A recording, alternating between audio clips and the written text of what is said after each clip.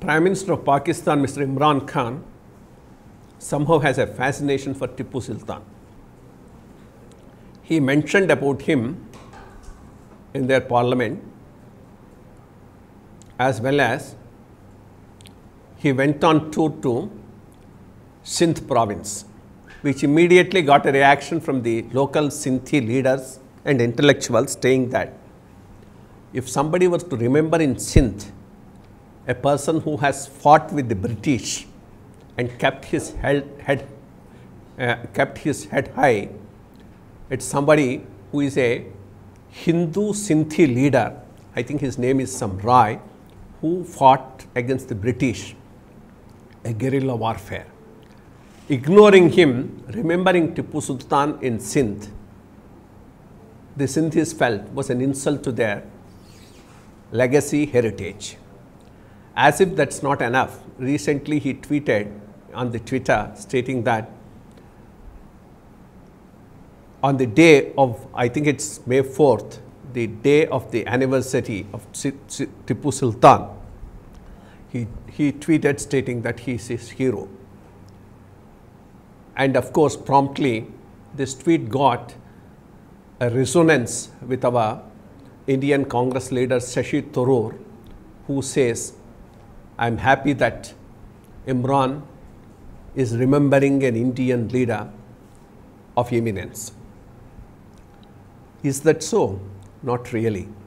Maybe Tipu Sultan was one of the greatest warriors who fought valiantly against the British, but at the same time, the amount of cruelty he inflicted on the Hindus and Christians in India is unparalleled.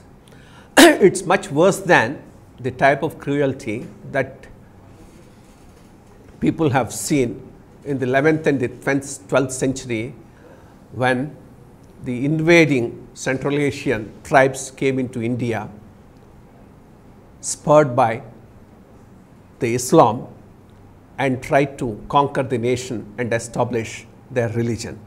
Their atrocities pale into insignificance compared to what Tipu Sultan has done. Tipu Sultan razed an important spice center like Kozhikode, and it is told he killed infants, lactating mothers and things like that. In a place called Malkote, which is an important Vaishnavite center in Karnataka, on the Deepavali day, he massacred almost all 80 priests. This is the type of, and that's why they don't even celebrate Deepavali in that particular city. And all this somewhere in the 17th and 18th century, when the norms were different. One could as well excuse the invading tribes of the Central Asia in the 11th and 12th century, because the norms of those centuries were different from the norms of the later centuries. But after Islam took a foothold in India, and we had seen very great, noble, liberal kings ruling the country, to have a leader like this who was cruel to his own people, how can he be an ideal for anyone, be it Imran Khan or Shashi Tharoor?